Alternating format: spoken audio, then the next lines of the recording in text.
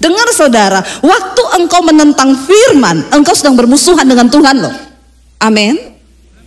Hidup berdamai dengan Tuhan. Kalau kita mau lihat berkat Tuhan, berdamai. Apapun persoalan yang kita hadapi, syukuri dan bilang, Tuhan, aku percaya engkau punya maksud di balik setiap masalah yang aku hadapi ini. Aku percaya pada waktunya aku akan melihat kemuliaan Tuhan dinyatakan di dalam hidup kami. Amin saudara. Kenapa saudara? Jadikan setiap kesempatan, ujian, persoalan, masalah menjadi sebuah kesempatan engkau mengalami Tuhan secara pribadi. Engkau menyatakan kemuliaan Tuhan, dan Dia akan menyatakan kemuliaannya dalam hidupmu.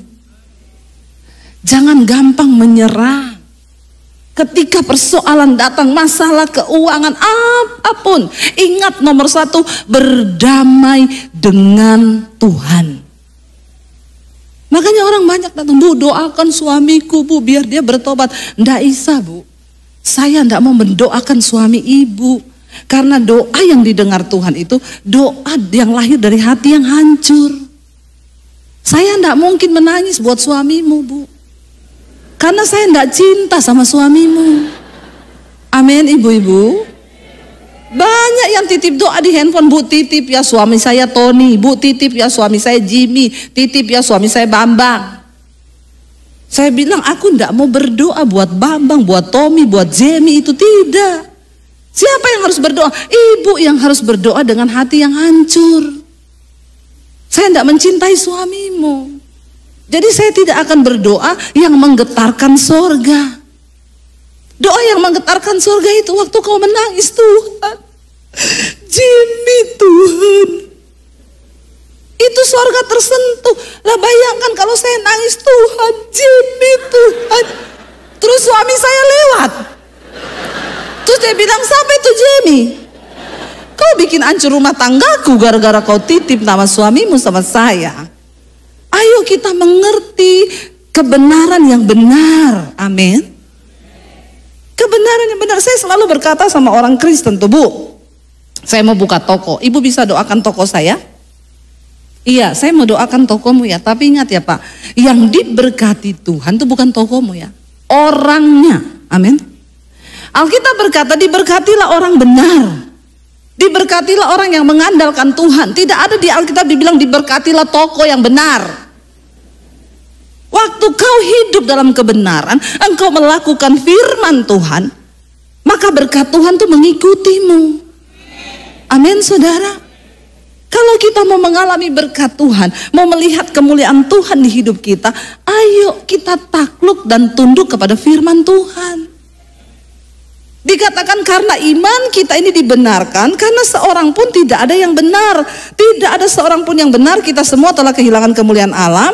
Karena itu oleh iman saja, percaya kepada Kristus, kita dibenarkan dan diselamatkan.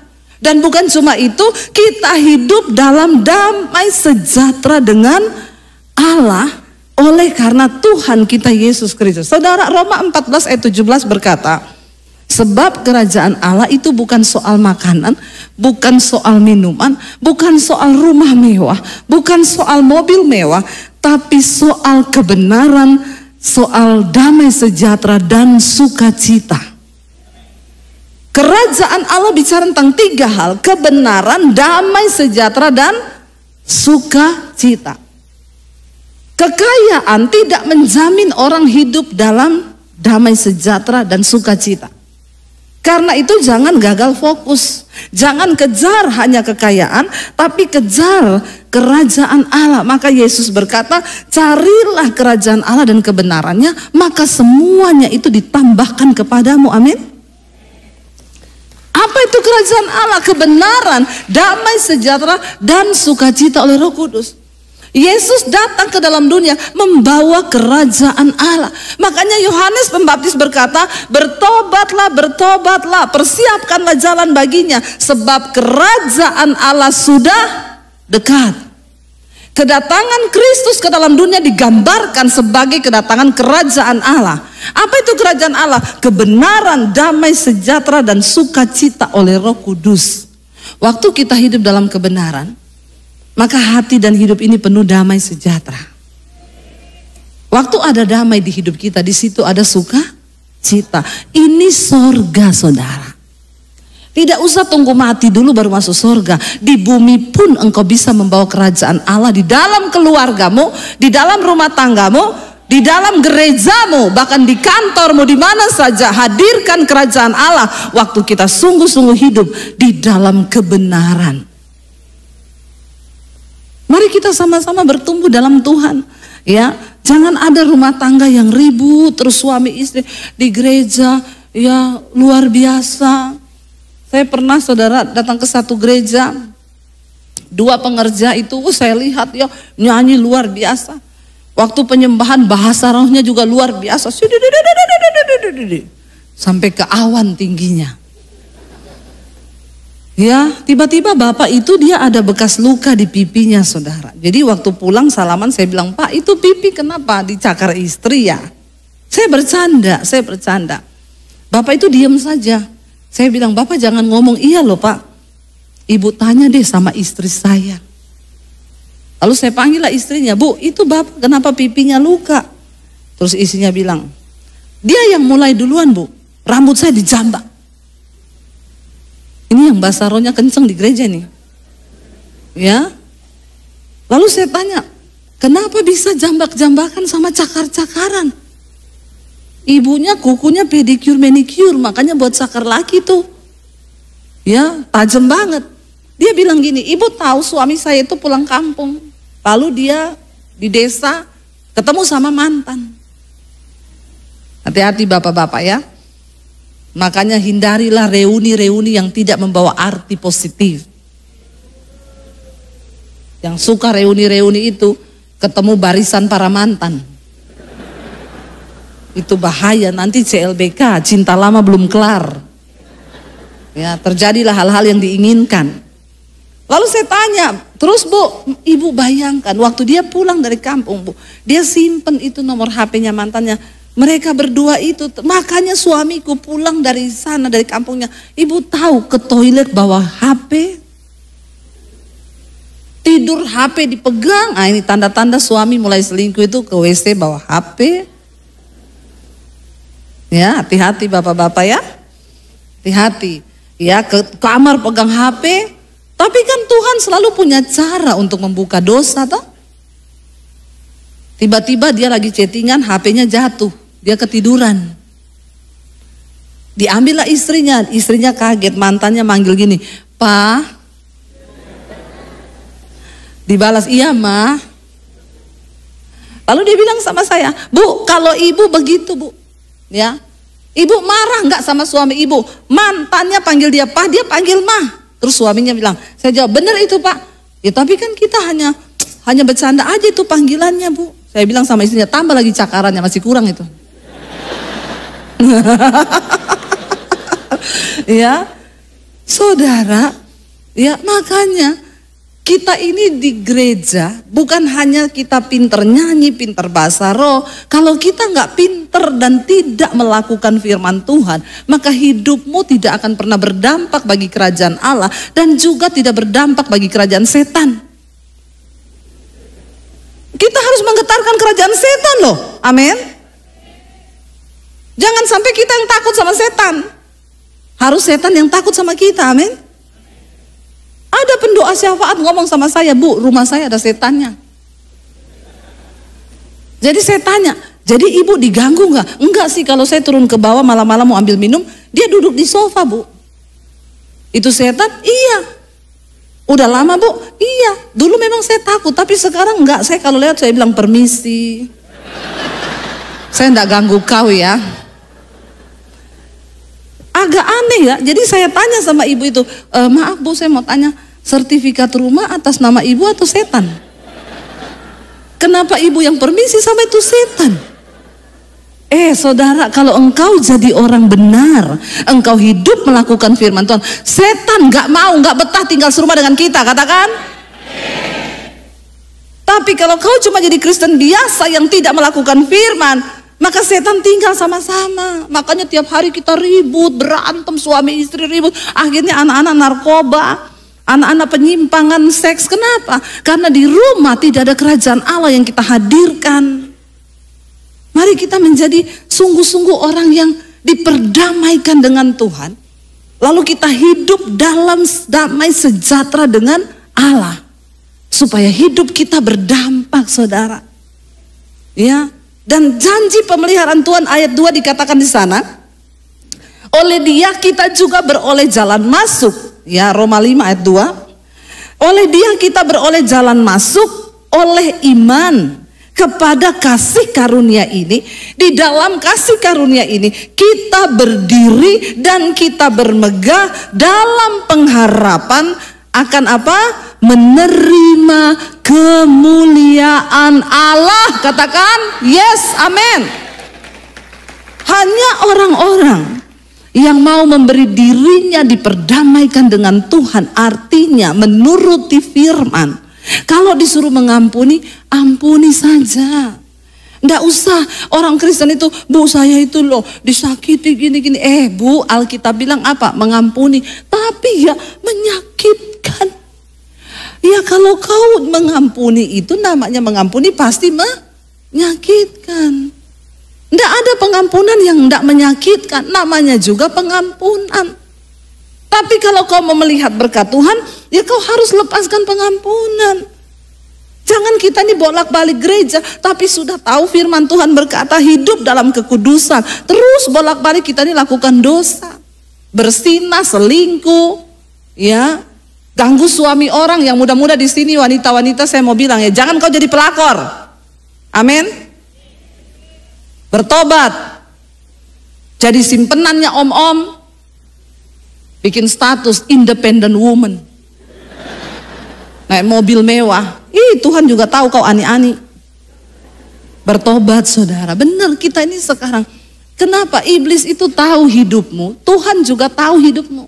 Nggak usah pencitraan. Mari kita hidup takut akan Tuhan. Sebab Alkitab berkata Tuhan tuh bilang gini. Aku tahu siapa milik kepunyaanku. Dan materaiku ialah setiap orang yang meninggal, setiap orang yang menyebut nama Tuhan harus meninggalkan kejahatannya. Tuhan tahu siapa milik kepunyaannya. Kita tidak usah pencitraan. Di tengah masa sulit pun Tuhan tahu memberkati orang-orang yang sungguh-sungguh menjadi milik kepunyaan Tuhan. Mari kita tinggalkan dosa, saudara. Mari kita hidup menyenangkan hati Tuhan. Sebab bagi Tuhan menjawab doa kita itu hanya semudah Dia berfirman. Tidak ada yang sulit bagi Tuhan, tidak ada.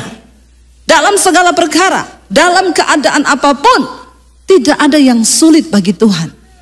Kita pasti akan melihat kemuliaan Tuhan asalkan hidup kita sungguh-sungguh mau diperdamaikan dengan Tuhan. Kita beroleh jalan masuk kepada kasih karunia. Sebab kita ini semua membutuhkan kasih karunia dalam hidup ini. Waktu kita memilih hidup di dalam dosa dan tidak sungguh-sungguh hidup dalam kebenaran, maka kita sedang memilih ya bahwa kita ini bermusuhan dengan Tuhan. Saya hidup bermusuhan dengan Tuhan. Saya mengikuti dosa, saya ikuti semua yang saya mau, tapi ternyata itu membawa kepada kehancuran. Pada satu titik akhirnya saya berpikir untuk mengakhiri hidup saya dengan bunuh diri, saudara. Karena setan datang menuduh hidupmu sudah hancur, nggak ada guna lagi kamu hidup, mati saja kamu, nggak ada yang sayang kamu. Ya papi saya itu dari kecil kalau mukulin itu, saudara, aduh bener-bener ya, nggak ada ampun, sampai biru-biru badan saya.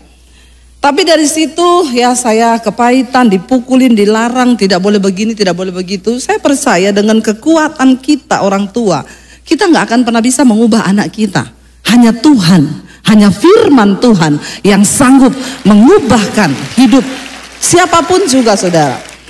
Lalu ketika waktu itu saya dituduh oleh iblis, hidupmu sudah hancur, mati saja, bunuh diri saja. Di situ saya bertanya, Tuhan, ya saya tahu ada Tuhan di dunia ini, tapi siapa Tuhan itu? Ya, dari sebuah kerinduan untuk berjumpa dengan Tuhan secara pribadi. Dan itu mungkin yang menjadi iman sebiji sesawi yang kecil, itu diperhitungkan Tuhan. Dan puji Tuhan malam itu ya ketika saya sedang stres dengan diri sendiri dan bertanya Tuhan itu di mana, lalu Tuhan mendatangi saya secara pribadi. Makanya firman Tuhan bilang, saudara, carilah Tuhan selama Ia berkenan untuk ditemui, berserulah kepadanya selama Ia dekat. Ya, karena manusia membutuhkan Tuhan, dipulihkan dalam sebuah hubungan. Lalu malam itu saya bertanya, siapa engkau Tuhan, di mana engkau Tuhan? Singkat cerita, saya mengalami perjumpaan secara pribadi dengan Tuhan malam itu. Gak ada pikiran mati, gak ada pikiran bunuh diri. Yang ada di pikiran saya hanyalah saya pengen kenal siapa Tuhan Yesus. Lalu saya ke gereja, saudara, saya pakai baju senam karena dulu saya sebelum bertobat saya pelatih senam aerobik, saudara. Percayalah, dulu saya pernah kurus. Ya, ini sekarang karena sudah banyak makan ragi ya. Jadi begini. Lalu saya cari gereja, saya masuk ke gereja, saya ibadah, saya dikasih Alkitab. Saya pulang, saudara, saya baca Alkitab. Itu saya sembunyi-sembunyi, saya baca di toilet, di kamar mandi, saya baca Alkitab. Tapi memang benar, satu hari, saudara, saya baca Alkitab itu 6-7 jam. Saya sembunyi sambil baca Alkitab. Dan firman Tuhan berkata, iman itu bertumbuh di dalam aniaya dan pembacaan firman Tuhan. Jadi saya berdoa, saudara, ya, yang tidak bertumbuh imannya supaya kadang kekristenan itu terlalu nyaman, saudara, ya. Makanya perlu dianiaya. Karena firman Tuhan berkata, Tuhan itu dekat dengan orang yang teraniaya. Tuhan mendengar doa orang yang. Jadi kalau doanya mau didengar harus bilang kanan kirimu ya, jangan takut kalau dianiaya. Dianiaya itu bukan hanya mau dibunuh, saudara, ya. Seringkali suami merasa teraniaya oleh istri. Iya enggak bapak-bapak? Wih, langsung iya. Ya seringkali loh bapak-bapak itu teraniaya. Waktu HP-nya diperiksa istrinya. Tiba-tiba istrinya bilang, mana HP-mu? Coba tak lihat. Teraniaya enggak bapak-bapak? Ya, lalu istri juga seringkali kita merasa teraniaya. Enggak usah protes, berdiam diri, berdoa. Waktu kita lagi teraniaya tuh doa kita menggetarkan sorga loh. Amin. Amin ya. Ketika engkau difitnah, engkau direndahkan, duduk di kaki Tuhan, bersyukur. Terima kasih Tuhan, engkau sedang membentuk aku. Akhirnya saudara, saya mengalami pertumbuhan iman yang begitu luar biasa lewat firman Tuhan. Hidup saya diubahkan. Maka saya bilang, setiap orang yang berjumpa secara pribadi dengan Tuhan Yesus, hidupnya pasti berubah. Kalau tidak berubah ada yang salah, saudara. Ya, kita harus berubah karena kita berjumpa dengan Tuhan yang dahsyat, Tuhan yang luar biasa, Tuhan yang ajaib, Tuhan yang hebat, Tuhan yang sanggup melakukan segala perkara. Karena itu saudara, kalau ada orang hidupnya begitu saja, saya sangat yakin dan percaya begini saudara, perubahan hidup, perubahan nasib itu akan mengikuti perubahan karakter. Makanya orang Kristen harus berubah. Ketika saya menerima Yesus, saya baca Alkitab, firman Tuhan mengubah saya. Jangan marah, tinggalkan panas hati. Saya ini dulu orang paling pemarah, saudara, paling emosian. Saya ini orang yang paling, semualah ada di dalam diri saya. Waktu saya bikin catatan dosa, daftar dosa saya, 1 pemarah, 2 iri hati, 3 gini, 4 kepahitan, 5 gini, banyak sekali dosa saya. Saudara mungkin tidak ada ya? Oh banyak juga, saya pikir orang Solo sudah tidak berdosa. Saya catat saudara. Saya bilang, Tuhan saya mau berubah Tuhan, saya mau berubah. Mampukan aku Roh Kudus, aku mau berubah. Lalu ketika saya mendekatkan diri dengan Tuhan saudara, saya tahu betapa banyaknya dosa, betapa banyaknya hal-hal yang harus dirubah dari hidup saya. Saya minta Roh Kudus ya. Dikatakan di sini saudara, kita ini dibenarkan karena iman dan kita bisa hidup dalam damai sejahtera dengan Allah. Waktu kita diperdamaikan dengan Tuhan, itulah kuncinya hidup kita ini berubah. Amin. Kita berubah waktu kita diperdamaikan dengan Tuhan. Kalau dalam rumah tangga seseorang itu penuh cekcok, berantem, ribut, anak-anak rusak, saya yakin orang itu belum diperdamaikan dengan Tuhan. Coba bapak ibu suami istri, kalau kau di rumah cuma berantem terus ya rumah tanggamu, coba cek, jangan-jangan hubunganmu dengan Tuhan itu rusak. Karena kalau orang hubungannya dengan Tuhan rusak, maka hubungannya dengan sesama juga pasti rusak. Apa yang membuat hidup kita berbeda? Waktu kita dipulihkan dengan Tuhan hubungan kita, maka kita pun juga berubah. Karena perjumpaan dengan Tuhan itu yang mengubahkan hidup. Makanya ketika saya jadi Kristen, saudara, saya berubah. Ya dulu kalau pulang malam jam 2 dipukulin sama papi saya, dihajar. Saya nggak pulang jam 2, tapi pulang jam 3. Dihajar lagi, saya bilang gini, bunuh aja saya sekalian, bunuh. Kenapa kamu lahirkan saya ke dunia? Nggak ada yang bisa mengubah orang kecuali Tuhan. Tapi ketika saya berjumpa dengan Tuhan, saya diubahkan. Alkitab berkata begini, ya, Rasul Paulus bilang, apa yang dulu merupakan keuntungan bagiku, sekarang aku anggap rugi karena pengenalan akan Kristus Yesus Tuhan itu lebih berguna dari segala-galanya. Saya berubah, saudara. Waktu saya baca Alkitab, jangan marah, tinggalkan panas hati, gini, berubah. Ya saudara, kalau engkau jadi Kristen tapi hidupmu belum berubah, karaktermu belum berubah, tolong bertanya, apakah engkau sudah mengalami Kristus dalam hidupmu? Apakah Natal itu sudah sungguh-sungguh terjadi dalam hidup kita?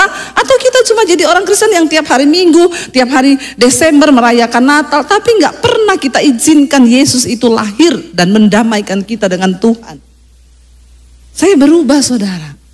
Ya, jadi kalau ada di antara saudara yang sudah Kristen tapi masih pemarah, masih selingkuh, masih jadi pelakor, ya, bapak-bapak masih suka melakukan hal-hal yang berbau dosa, masih pelit, nggak usah angkat tangan. Ya, Alkitab bilang yang masuk neraka itu bukan cuma orang bersinah, ya, bukan hanya pemburit, bukan hanya ya perempuan sundal, tapi orang kikir juga nggak masuk surga. Amin. Ya, amin. Ya, hati-hati, jangan kikir-kikir, jangan pelit-pelit. Ya, kalau pelit itu tidak masuk surga loh, saudara. Ya, banyak orang Kristen tuh ngaku Kristen tapi pelitnya melitit. Tapi di sini tidak ada, ya. Insya Allah. Tadi ditanya sama Pak Obaja, siapa yang diberkati lewat radio? Semua angkat tangan. Siapa yang pernah nabur? Ya. Emang enak, saudara, ya, kita harus, kalau saudara mau melihat pemeliharaan Tuhan di tahun yang akan datang, banyak-banyak menabur. Tidak ada kunci yang lain. Saya sudah melihat bagaimana penyertaan Tuhan bagi keluarga kami. Ya, waktu engkau banyak menabur, ya Tuhan melihat, saudara. Terus kalau ke pasar, tolong ya orang Kristen, tidak usah nawar. Amin. Minta ampun ya, beli sayur ya, itu bayarnya pinten, 2.000, 1.000 itu rah. Kalau jadi orang Kristen yang berbuah, itu bayarnya pinten bu, 2.000, 5.000 itu apa rah. Tepuk tangan dong buat jemaat keluarga Allah. Itu baru bilang hidupmu berubah, amin. Masa kayak gitu aja ditawar loh. Ya jangan, saudara, ini waktunya kita menjadi berkat.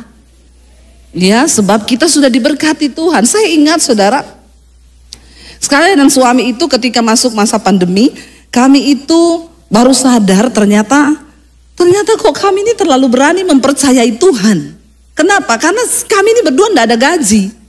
Saya dan suami hidup melayani Tuhan. Waktu pandemi datang semua jadwal cancel. Saya bilang sama suami, kita ini tidak ada yang gaji loh. Terus ini pandemi sampai kapan pelayanan cancel, kita hidup bagaimana ya?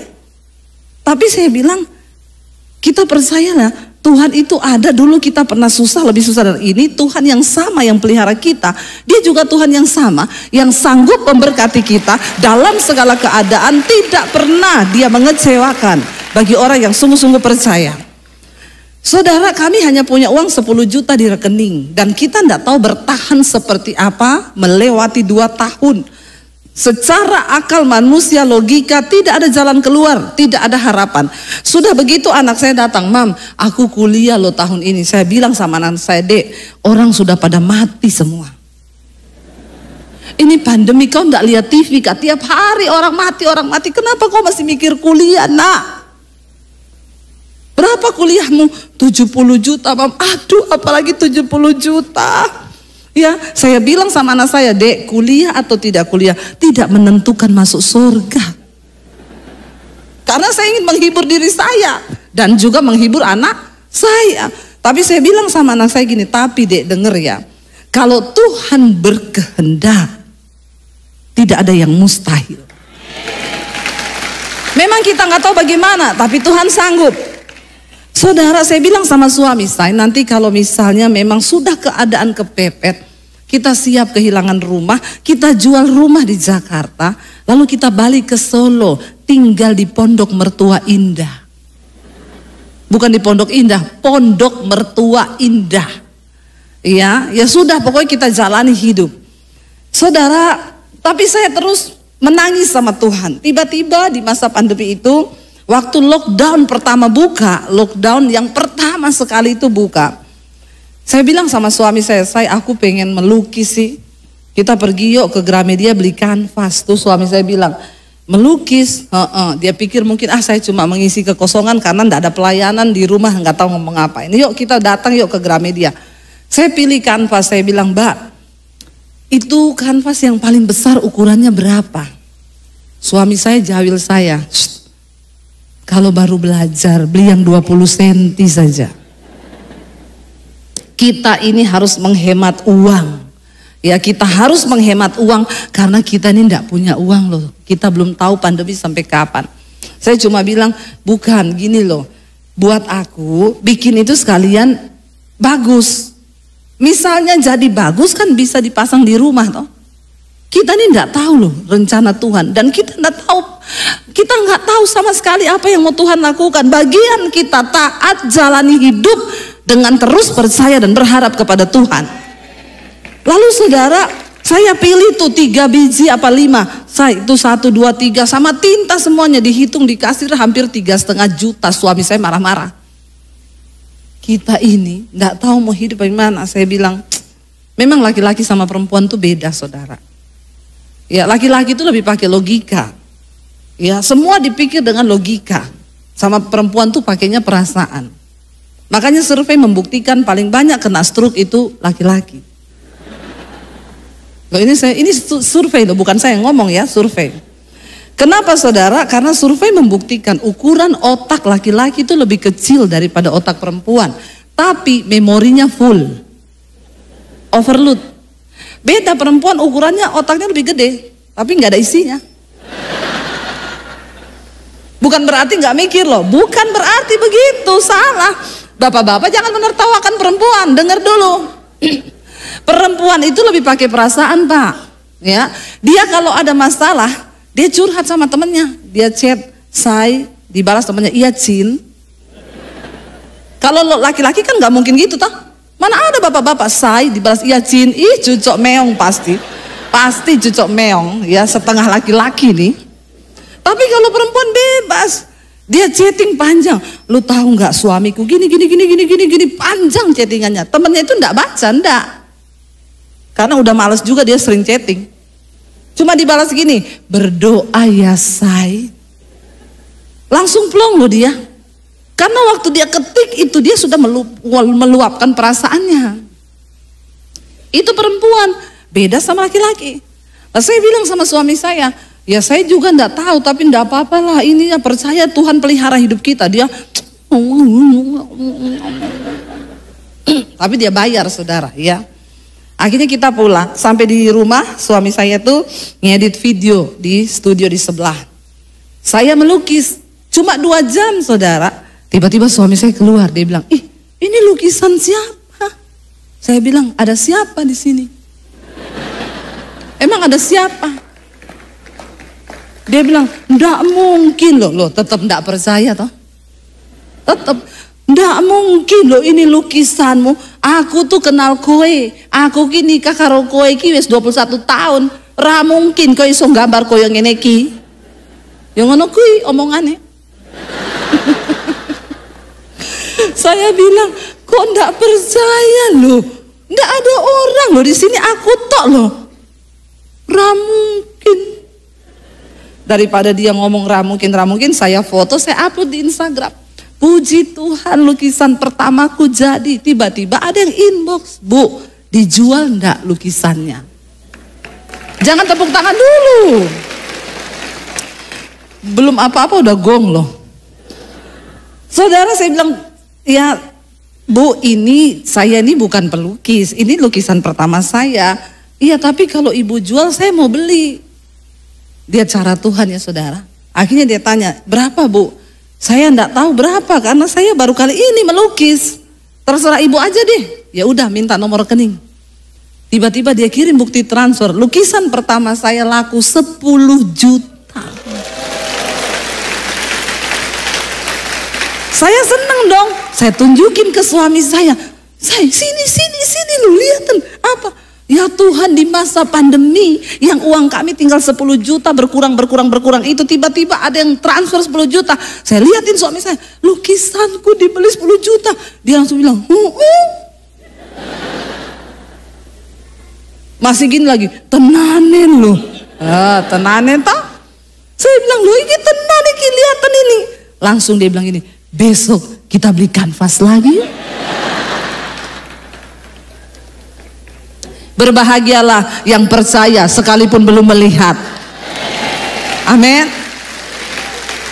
Saudara, di tengah masa kritis padang gurun pemeliharaan Tuhan begitu, tiba-tiba dibayar 10 juta, saya semangat nggak melukis? Wah, langsung semangat pergi beli kanvas, melukis lagi, tayangkan di IG, puji. Saya nggak pernah tulis dijual loh, nggak pernah. Saudara tahu, di tengah masa pandemi, saya melukis hampir 50 lukisan. Jangan tepuk tangan dulu, tunggu, sabar sek toh. Rungopo-opus, tepuk tangan. Saudara, 50 lukisan, yang paling murah 5 juta, yang paling mahal 75 juta, 70 juta, 50 juta, 60 juta, 45 juta, 30 juta, 25 juta, 10 juta. Paling murah 5 juta. Sekarang baru tepuk tangan. Wow. Saya melihat bagaimana Tuhan itu bekerja dahsyat dan luar biasa. Apa yang tidak pernah kita pikirkan, saudara? Waktu hubungan kita didamaikan dengan Tuhan, Yesus datang mendamaikan kita. Maka jangan apa-apa marah sama Tuhan. Belum apa-apa udah marah sama Tuhan. Ada masalah marah sama Tuhan. Banyak yang datang, Bu Debi, suami saya itu loh, enggak bertobat. Saya bilang berdoa Bu. Ya Ibu enak ngomong berdoa. Ibu tahu nggak saya ini sudah berdoa berapa lama? Saya bilang, kan itu suamimu toh Bu. Kenapa Ibu marahnya sama saya?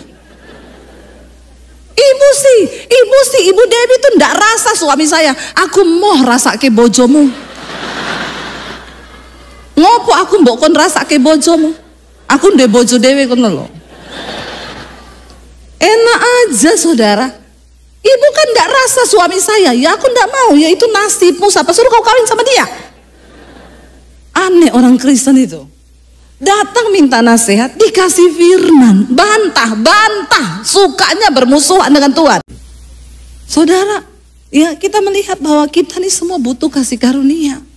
Ya, di dalam keadaan apapun, makanya mari kita hidup berdamai dengan Tuhan. Sebab dikatakan kita beroleh jalan masuk kepada kasih karunia ini dan kita berdiri, bahkan kita bermegah di dalamnya.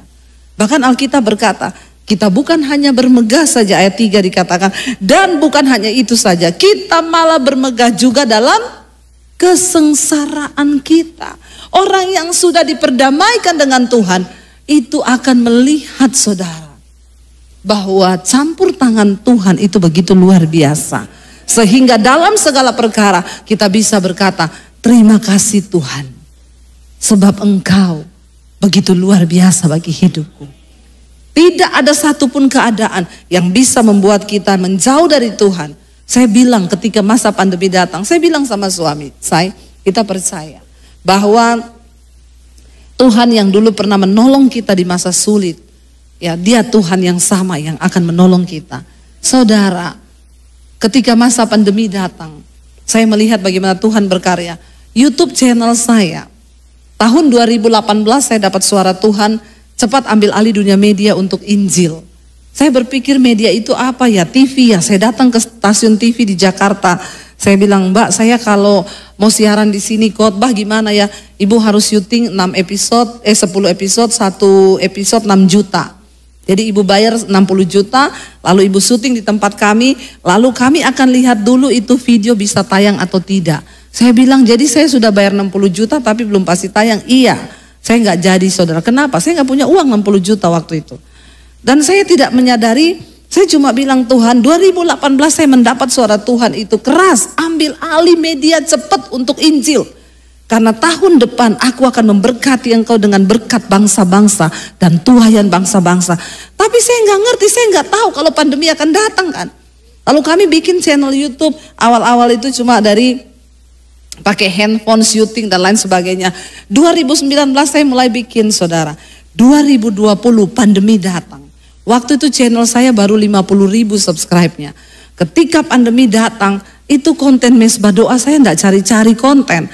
Tiba-tiba malam itu ketika waktu COVID lagi tinggi-tingginya, saya dapat pemberitahuan dari YouTube itu begini. Selamat Debbie Basir TV, Anda bisa siaran langsung dari handphone. Saya iseng, saya pencet gambar kamera itu yang ada di YouTube creator saya. Tiba-tiba saya sudah live di YouTube. Orang itu masuk ribuan cuma dari handphone. Tiba-tiba orang gini, Shalom Ibu Debbie, apa yang sedang terjadi Bu? Kenapa banyak yang mati Bu? Saya gini, jangan takut ya. Tuhan beserta ya, percaya kalau belum waktunya mati, enggak mati kok. Ya. Terus suami saya tuh di sana gini, itu kamu live loh, matiin. Kenapa kamu live? Saya enggak mengerti, saya cuma bilang, saya enggak tahu. Nyanyi, cepet nyanyi, karena dia lagi duduk di keyboard saudara. Akhirnya dia nyanyi, dia main lagu, saya nyanyi saudara. Enggak terasa 1 jam itu kita nyembah lewat handphone. Orang-orang masuk ribuan. Bu besok lagi ya Bu, kami dikuatkan loh Bu, besok lagi. Dari situ saudara, jam 8 kita siaran lagi. Dia pakai handphone lagi, karena memang peralatan kita belum memadai. Saya melihat ketika mesbah doa itu tayang saudara. Tiba-tiba channel YouTube saya 1 hari nambah 1000 subscribe. Setiap hari bertambahnya 1000. Kok enggak wow ya? Wow dong. Ya, wow. Sehari 1000 loh. YouTube aja bilang kalau ada channel bertambah 1 minggu 1000 tuh pasti hacker. Lah channel saya di hacker malaikat. Tiba-tiba sehari 1000, sekarang hampir 800.000. Saya berdoa 1 juta tahun ini. Wow, saudara, saya melihat bagaimana Tuhan pelihara kami. Yang tadinya kami berpikir mau jual rumah di tengah masa pandemi. Apa yang terjadi? Tuhan balikan keadaan. Saya tidak jadi jual rumah, saya beli rumah lagi di Jakarta. Di tengah masa pandemi saya bangun studio DBTV di Jakarta. Bukan cuma Atta Halilintar. Ya, kita bangun studio. Dan yang luar biasa, di tengah masa pandemi Tuhan bekerja lewat kami. Kami bangun puluhan gereja di desa-desa yang miskin. Kami menopang hamba-hamba Tuhan yang miskin di tengah masa pandemi. Dan puji Tuhan bulan Januari ini saya peresmian sekolah misi Alkitab di Bandungan. Dibangun di atas tanah 4.500 meter. Kami buka sekolah itu untuk menyekolahkan orang-orang dari daerah yang tidak mampu, yang mereka ingin menjadi hamba Tuhan. Mereka datang gratis, dari tiket kami bayarin sampai sekolah. Saya melihat bagaimana penyertaan Tuhan begitu luar biasa. Saudara, Dia tidak pernah meninggalkan orang-orang yang terus percaya dan berharap. Satu pesan saya hari ini, di penghujung tahun 2023, para imam musik bisa maju ke depan. Satu saudara, jangan sampai kita ini bermusuhan dengan Tuhan. Karena ketidaktaatan kita membelakangi Tuhan. Karena ketidaktaatan kita menyakiti hati Tuhan. Mari di tahun ini kita mau berkata, Tuhan, tahun yang baru 2024, aku mau jadi orang yang menghormati Tuhan. Aku mau menjadi orang yang mau menghormati Tuhan. Dan saya percaya saudara, kita akan melihat kemuliaan demi kemuliaan Tuhan. Tidak perlu takut, zaman ini akan bergoncang, dunia akan berubah. Janji firman Tuhan, sekalipun dunia ini bergoncang, tapi orang-orang yang berpegang pada firman Tuhan, mereka tidak akan pernah tergoncangkan. Mereka tidak akan pernah tergoncangkan. Kita naikkan pujian yang tadi, kita mau bilang pertolongan kami Tuhan hanya datang daripada Tuhan saja. Tutup mata dalam hadirat Tuhan. Mungkin hari-hari ini imanmu sedang goyah. Mungkin hari-hari ini ada sesuatu yang membuat engkau mungkin berpikir, dari manakah datangnya pertolongan itu? Dengar baik, pertolonganmu itu datangnya dari Tuhan. Amin. Hari ini mantapkan hati dan imanmu dan katakan, Tuhan, kami mau jadi orang yang menghormati Tuhan.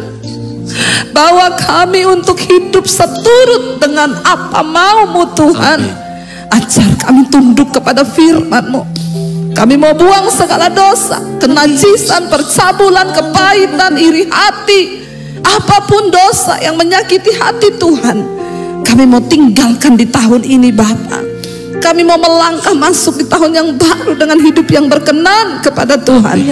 Sebab janji firman-Mu, Engkau akan menyatakan kemuliaan demi kemuliaan bagi setiap kami yang mau sungguh-sungguh kepada Tuhan. Kami tidak goyah Tuhan, kami tidak gentar, sebab kami percaya pertolongan kami hanya datang dari Tuhan.